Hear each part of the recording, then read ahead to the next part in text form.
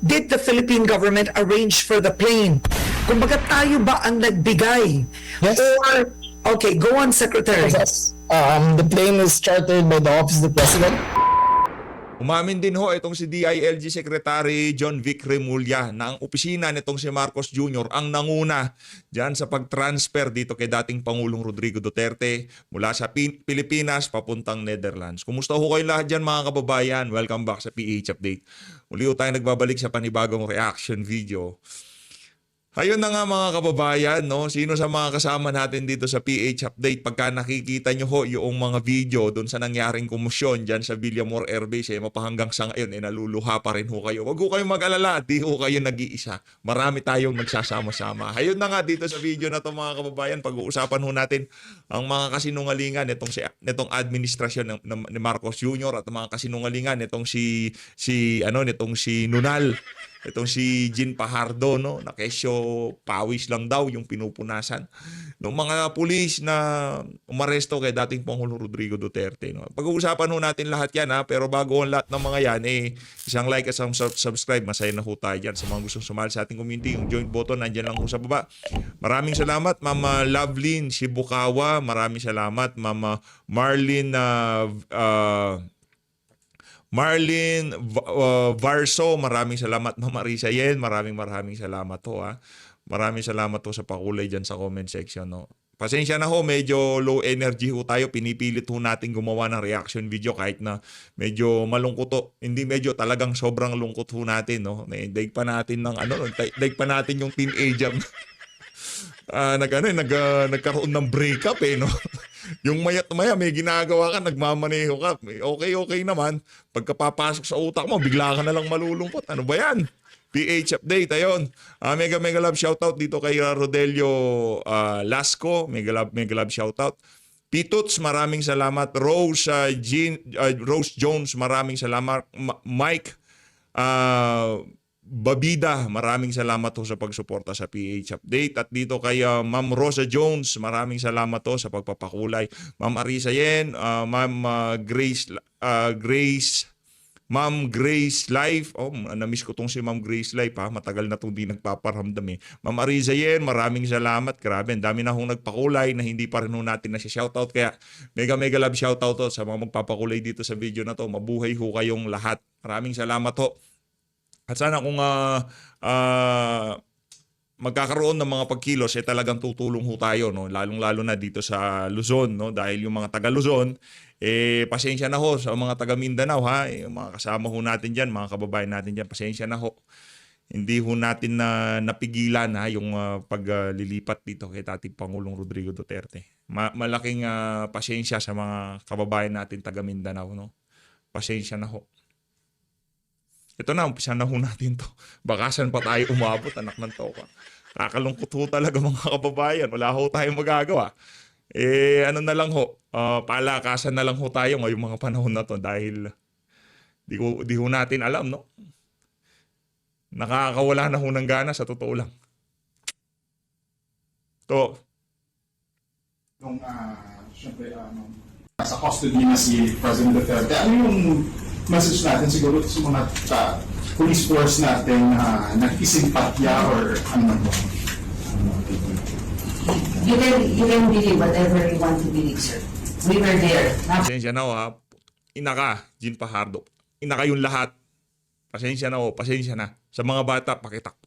Alis na ho kayo dito. Kung kayo yung mga minor de edad, kung meron mga nanonood, pero sigurado ho tayo, walang nanonood dito. Please.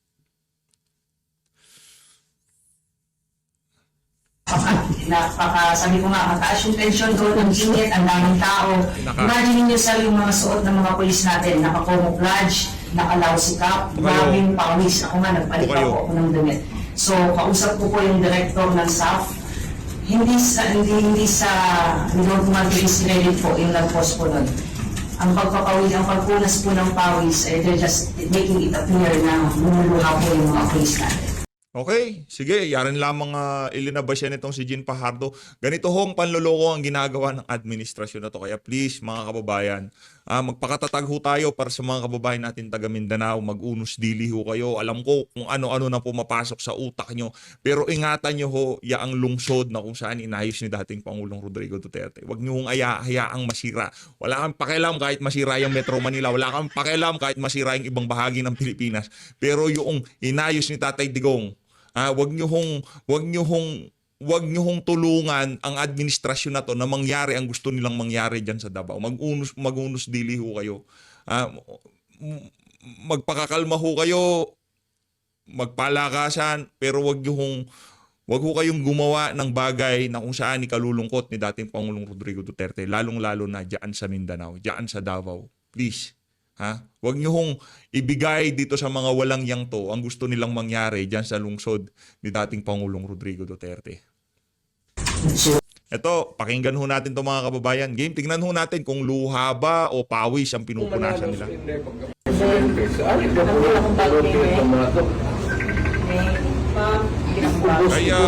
Kaya Secretary ay dating Executive Secretary Mijaldea, no? Mabuhay ho kayo. Maraming salamat ho sa pagantabay kay dating Pangulong Rodrigo Duterte. Pag naiisip ho natin na ilang araw lang ho yung visa nitong mga kasama ni Tatay Digong, tapos magbe-birthday siya sa March 20, no?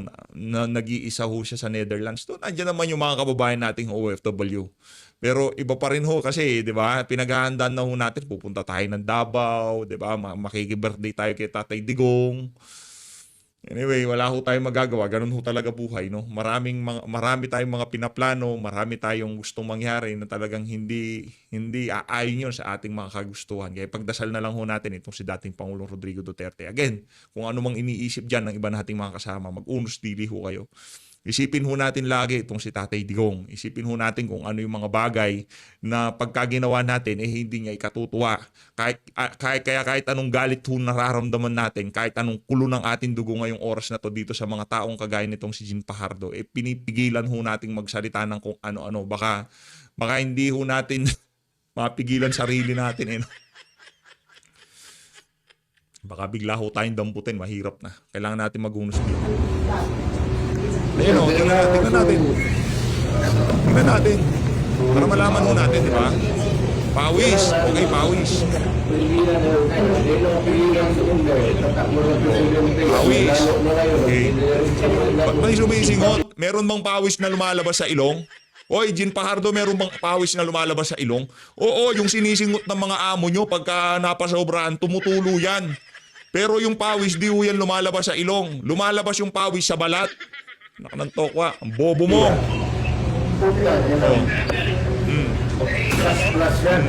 Nakakadurog ho ng puso. Kita nyo ho, namumula ang bibig. Meron bang pinagpapawisan na namumula ang bibig? Tingnan mo. Ilang months na, ibang presidente naman. Saan? Masakit ho. Ramdam ho natin. O yun, pinupunasan ho luha. Pinupunasan ho luha ng mga ano na to, mga SAF na to, no? Yung kanilang talaga alam nila na nung panahon ni Tatay Digong na talagang pagmamahal niya sa mga law enforcer napakatindi. Kaya ikaw, Jean Fajardo, isa ka. Isa ka, tandaan mo yan. Hindi namin kakalimutan yung pagmumukha na yan. Tandaan mo yan. Markado kayong lahat sa sambayan ng Pilipino. Markado kayong lahat. Tatrabaho lang ito. Oh. Ako, naiintindihan. Pawis yan. Kaya, sinabi ko, this madness has to end. Ano lang kasi sa... Ano yung pawis niya? Lumalabas sa mata niya? Ganon? Ina mo, sinungaling ka. Pawis, lumalabas sa mata, ganun ba yun? Napakarami mong pores sa katawan, ang lalabasan pa ng pawis mo sa mata lang? Tinatangan nyo taong bayan eh. Ngayon, yung mga Pilipinong naniniwala sa mga gagong kagaya nitong si Jean Fajardo, bahala ho kayo. Nabudol na nga eh. 2022 kung ano-anong mga kalokohang mga sinabi nitong presidente na to. Hanggang sa ngayon pa ba, nasa ilalim pa rin kayo ng pambubudol nitong presidente na to? Nangyan. Let them be. Ang hirap po kasing i-express eh. Yung galit, ang hirap pong ilabas eh. Wala ho tayong mga word na mailabas. Ha? Yung tipong, yun talaga yung, kung gusto mong mailabas eh. Iniipon ho natin, di natin malaman. Ano, ilalabas ba natin sa content? Baka kung ano masabi natin dito. Kaya kung minsan, parang napuputol, kinakato natin. Ayan o. Sinungaling ka, Jin Fajardo. Napakasinungaling mo. Masasabi ko lang, ang pamunuan ng PNP, mga lahat. At para naman sa mga pulis na nagbitiw sa pwesto, na nag-file na resignation, mabuhay ho kayong lahat. Saludo. Ito ho, permanent documents for resignation. Mabuhay ho kayo. Hindi, mahirap ho eh. Nakikita nyo na mali na ginagawa. Daig nyo pa yung mga kawatan. Para sa mga pulis ha, pag nakakakita ako ng mobile ng pulis, ang nasasabi ko lang, na kayong lahat. Kahit yung mga nasa mga probinsya, kahit walang kinalaman, yung uniforme nyo, markado. Payag ba kayo doon? Kaya nyo bang suotin kada umaga yung uniforme nyo na kung saan yung isang presidente na nagmahal dyan sa uniforme na yan at itinaas ang inyong moral at ang paningin ng sambayan ng Pilipino sa inyo, susuotin nyo yung uniforme na yan na nagtumulong para maipadala sa Netherlands. Yung Pangulong nagmahal dyan sa uniforme na yan. Pabor ba kayo doon? Okay lang sa inyo yon na ginagawa kayong mga goons ng administrasyon na to, ginagamit kayong kasangkapan para maisagawa ang kanilang mga illegal na gawain. Pabor ba kayo doon? Alam nyo nang illegal eh. Diba? Alam nyo nang illegal yung gagawin nyo, pero ginagawa nyo pa rin yun sa KOJC. Sige nga, tama ba yon? Okay lang, pinalampas namin yon. Okay lang, kahit hindi okay sa mga kababayan natin taga Mindanao at sa mga naniniwala dyan sa KOJC. Okay lang. Talagang inulit nyo pa. Every time na makakita kayo sa bayan ng Pilipino ng pulis, murahin nyo. Ina yung mga yan. Di ba? Kahit walang kinalaman, murahin nyo kasi alam nyo nang mali. Susundin nyo pa. Di ba? Papadala nyo yung presidente, dating presidente, para saan? Dahil dun sa mga nagkamatayan ng mga drogista, dahil dun sa buhay ng mga yon. Kumusta naman yung mga biktima? Meron tayong kakilala, humihiga na sa lupa. Hindi ako natatawa dun sa sitwasyon ng mga biktima ng droga na to. Automatic na ho kasi. Yun, walang karapatan yung mga yon. Yung mga drogista, inang yan. Bahala kayo dyan. Sambayan ng Pilipino, pag nakakita kayo ng pulis, ano bang nararamdaman nyo? I-comment nyo dyan sa comment section. Para dito kay Jin Fajardo, ina mo.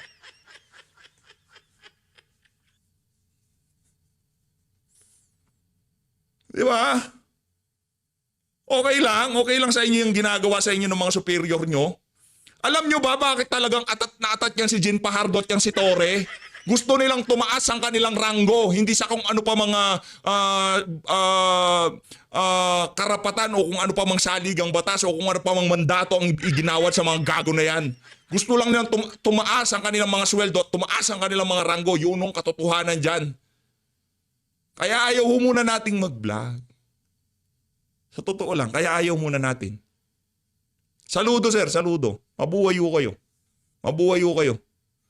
Isa ho kayo dun sa mga pulis na kung saan pagka sinuot nyo ulit ang inyong uniforme, pagka maayos na lahat ng kaguluhan na to, isa ho kayo sa mga yayakapin na sambayan ng Pilipino. Maraming salamat to. At para dito kay Senator Cynthia Villar, ano pa ba magagawa natin, madam? Yan talagang nakakatawa. I don't agree. We don't give out former president to the foreigner.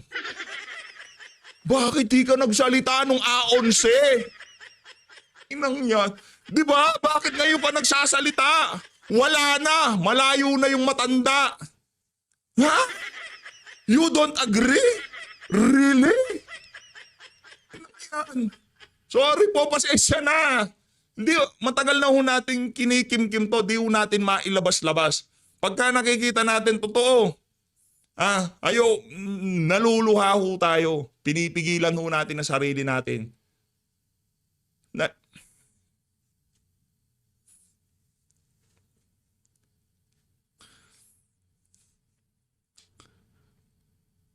Teka lang ho ha. Nakatakip lang ho ng maskara.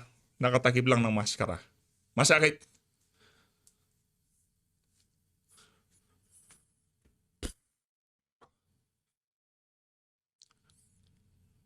Sobrang sakit. Sobra.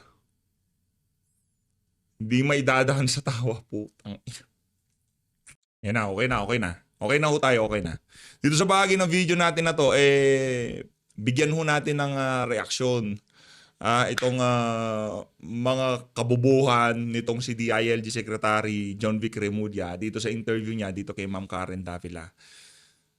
Ang maganda lang hong lumabas dito, umamin ho itong si Remulla na ang Office of the President ang namuno dyan sa pag-transfer dito kay dating Pangulong Rodrigo Duterte mula sa kamay ng mga otoridad papunta sa Dahig. Sakit talaga. Kayo ho mga kababayan, ano ho ba dapat nating gawin? Ano dapat nating gawin? Gusto kong marinig yung mga punto de vista nyo kasi binabasa ko yan kahit tumaabot ng 5,000 comments, binabasa ho natin yan. Pakinggan ho natin to. This is quite interesting.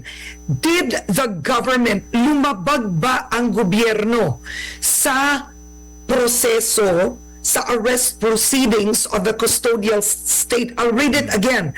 Article 59 of the ICC, the arrest proceedings in the custodial state, paragraph 2, a person arrested shall be brought promptly before the competent judicial authority in the custodial state.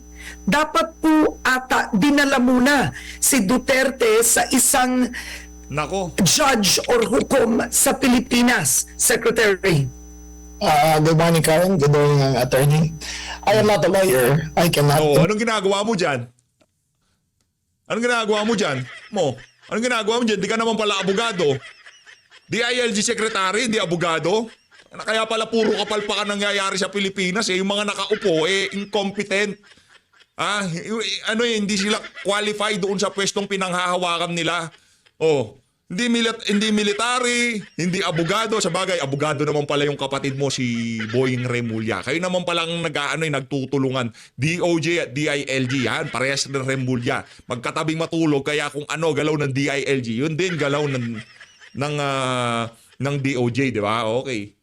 Gets na namin, huwag kang mag-alala. Interpret the law nor my competent authority.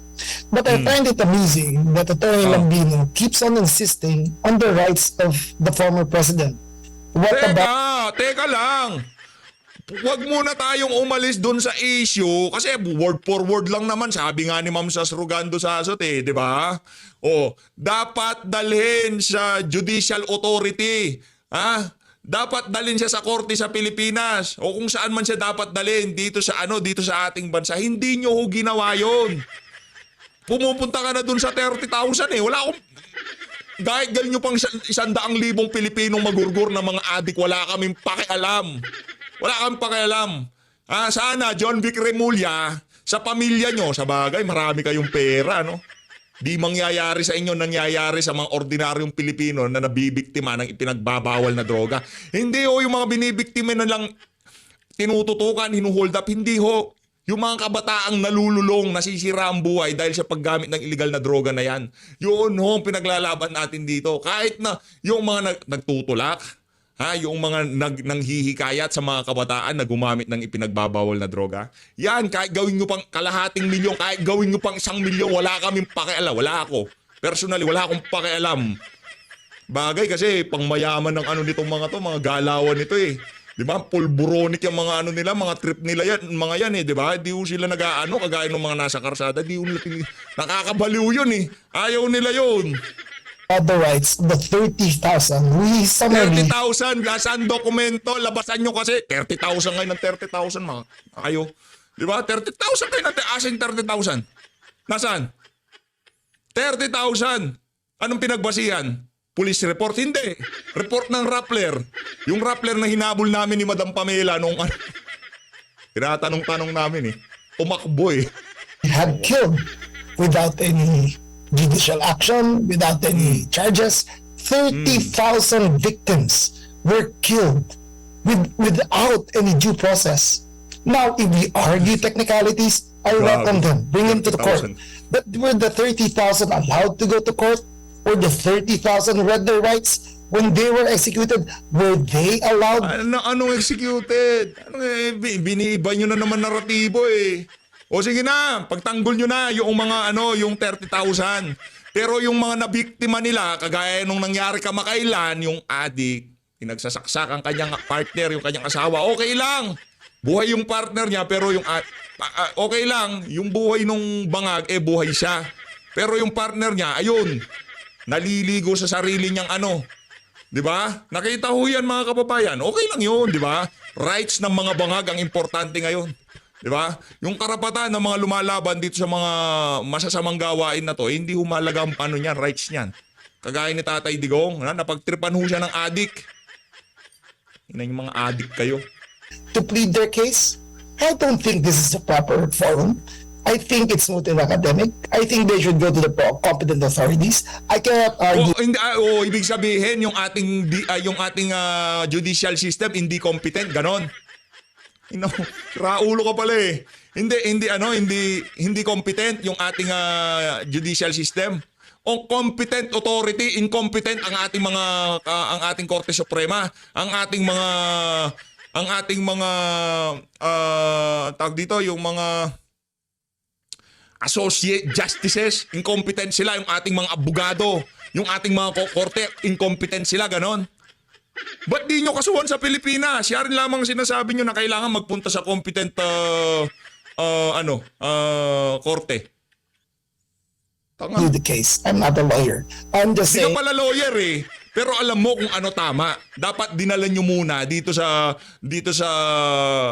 korte sa Pilipinas bago lumabas. Diyan sa Netherlands na yan. I am taking the side of the 30,000 who were slaughtered. They were Slaughtered, my God. At nakasilungalingan niya.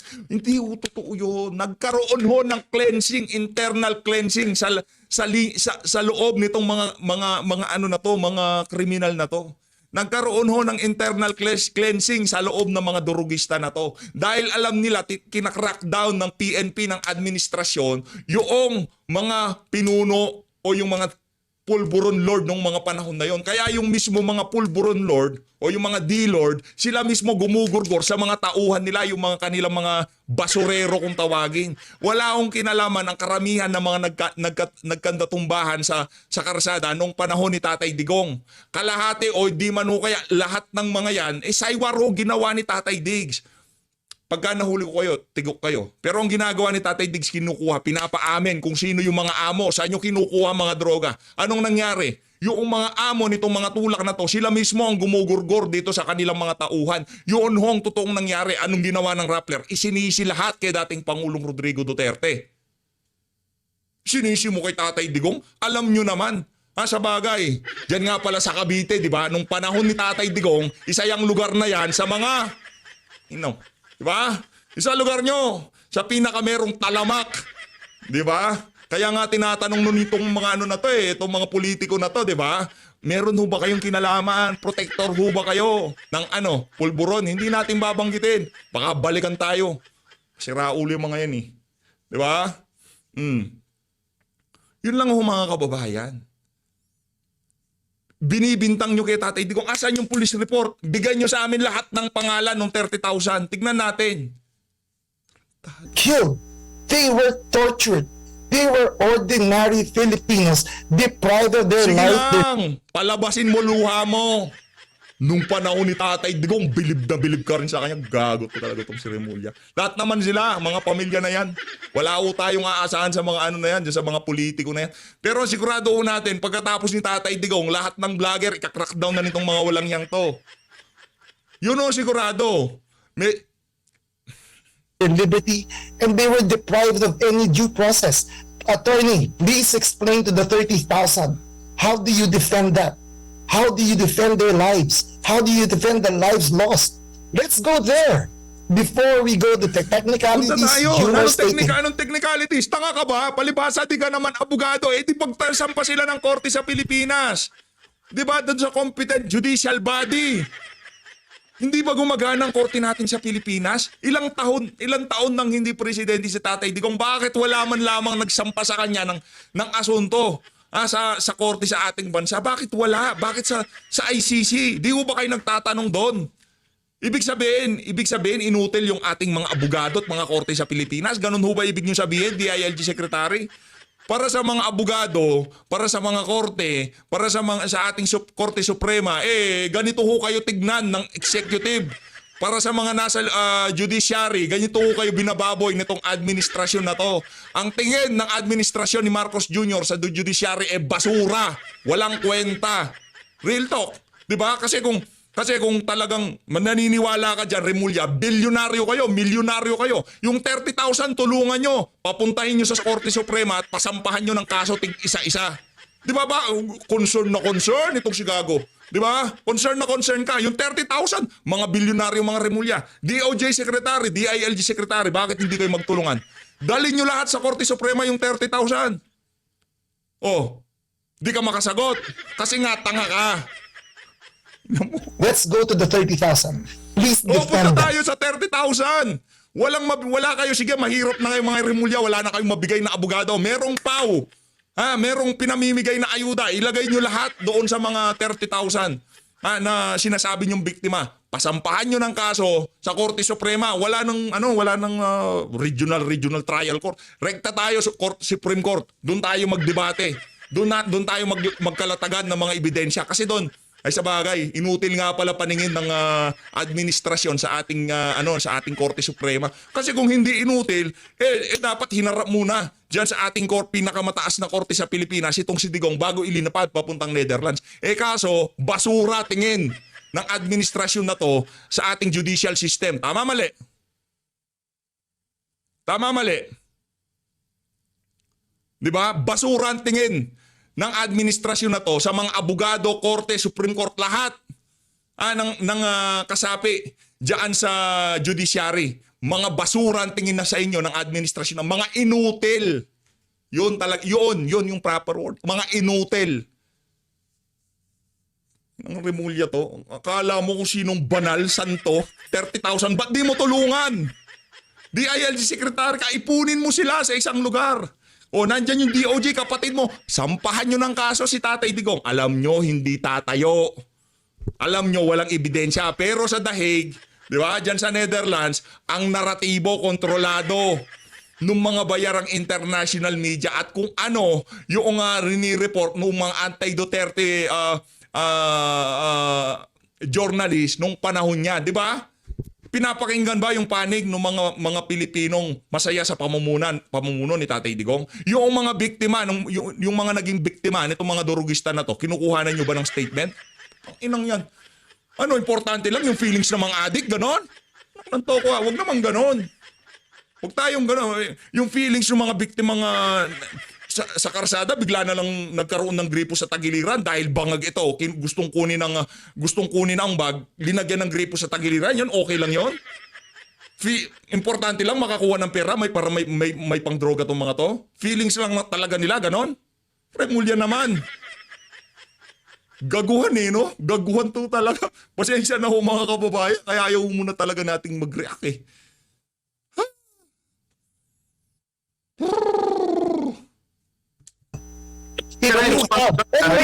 Sir, I'm not finished. Sir, I'm not. Yes. So, patapusin mo! Karen Davila, patapusin mo si Gago! Patapusin mo! He's not yet finished. Patapusin mo. Nasa iyo ang lahat ng oras ngayong panahon na to, John Vic Remulla, para ilabas nyo yung mga basurang naratibo nyo. Rights nung 30,000 na mga kriminal, rights nung mga 30,000 na nagkaroon ng internal cleansing dito sa mga sindikato na to at yung mga mismong tauhan nila pinagtututumban nila sa karsada. Linagyan nila ng mga kung anong nakapaskil sa katawan nila at pinalot nila ng packaging tape at sabihin, durugista ako, wag akong tularan. Inang yan. Grade 1 lang maniniwala dyan, Brad. Kayo, nasa inyo yan. Kung maniniwala kayo dyan sa ng naratibo na yan, bahala ko kayo dyan.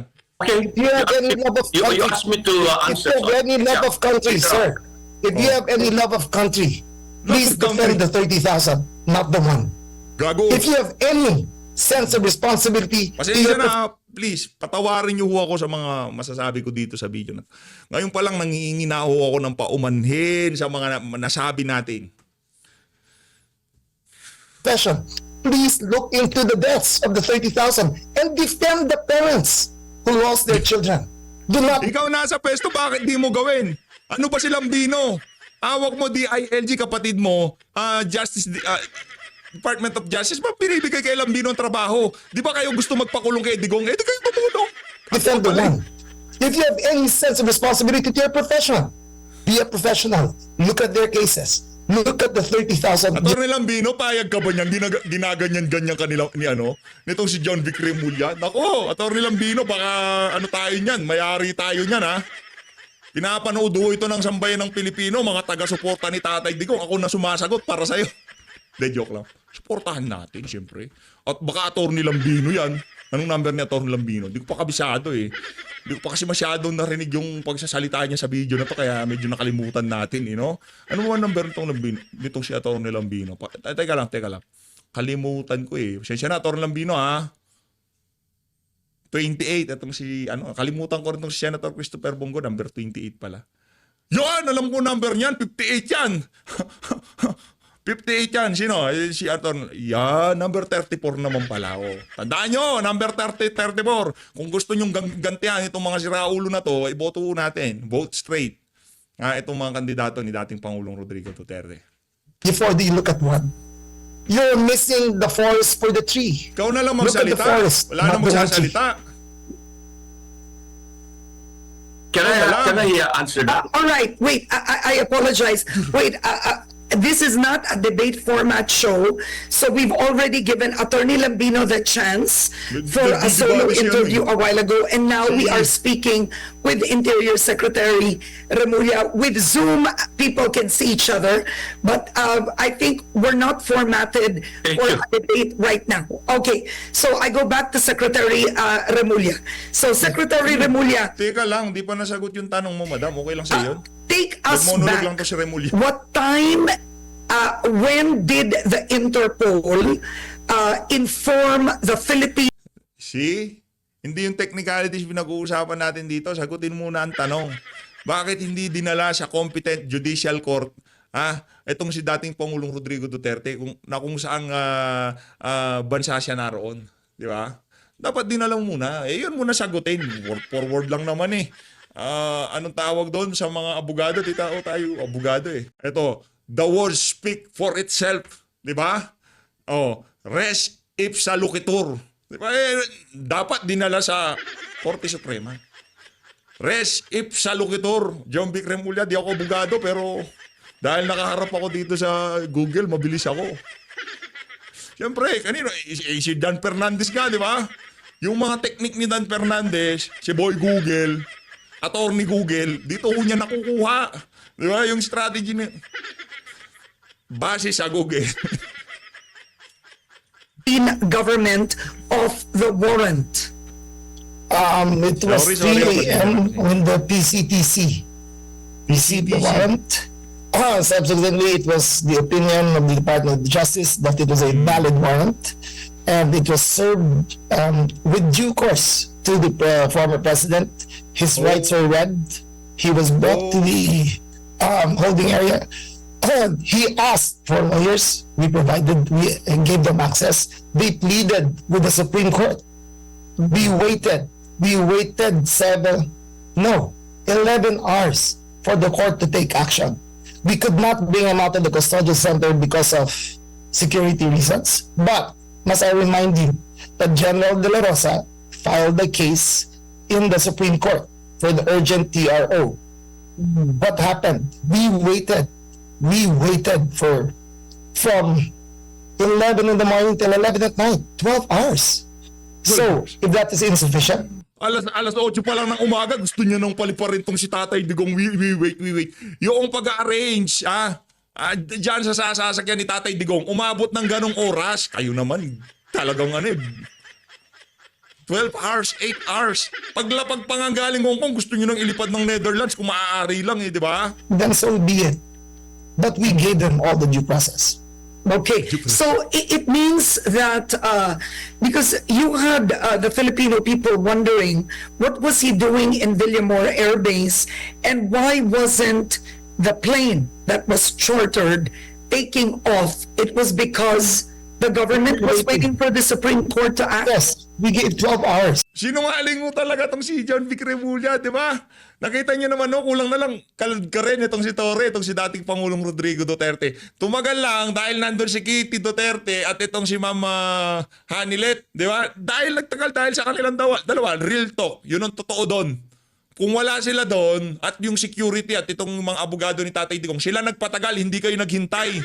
Sinungaling talaga to si John Vic. I think that was enough time. I hope you understand that it was impossible to bring him out. It was impossible. 500 people were waiting outside Villamor. It would have been a stampede. It would have been a Sa totoo lang nung mga oras na yon. Next video papakita ko yung nung nandun tayo sa kalagitnaan nung talagang nag-advance na yung mga taga-suporta ni Tatay Digong. Nakita natin talagang handa na sila kung bahala kayo dyan, gawin yung gusto nyo gawin sa amin, tipong ganon. Yung pakiramdam talagang mahahawa kayo Kakalungkot to, sa totoo lang. Yung nangyari na to kay dating Pangulo Rodrigo Duterte. Yung tipong pagka matutulog ka, makakatulog ka sa sobrang puyat Paggising mo ng umaga, di mo pa maiisip, maya-maya pagka bigla mong pagbukol sa cellphone, wala na pala si Tatay dito, nasa Netherlands na, paano ba yan? security risk. Now, was he allowed to file a case in court? He did. They did file. Pag notaryo nga lang, pahirapan. Talagang si John Vic, sinungaling na naman. Did we wait? We did wait. I think 12 hours is enough. I think we gave due process. And maybe they can argue that case further down the road. But in our case, we did what we thought was right. Okay, now, just to contextualize, the plane, the Gulfstream 550 is that correct? This is Yes. chartered by the Philippine government? Yes. Okay, so when Vice President Sara Duterte made a statement of the Philippines handing out its own citizen to a foreign power, I wanted to ask you, Secretary, does that make her factually correct? Because in the end, people were wondering, did the Philippine government arrange for the plane? Kumbaga tayo ba ang nagbigay?